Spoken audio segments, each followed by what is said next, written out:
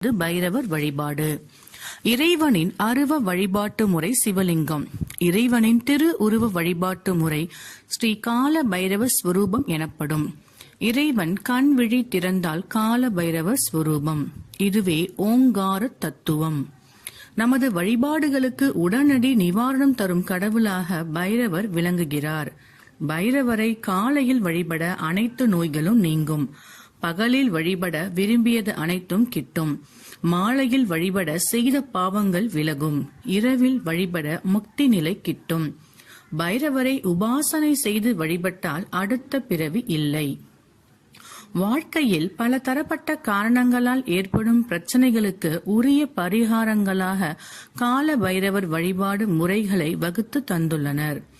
ஜாதகத்தில் 19 வருடம் சனி திசை நடப்பில் இருந்தால் அந்த ஜாதகத்துக்கு உரியவர் சனிக்கிழமைகளில் ஸ்ரீ பைரவர்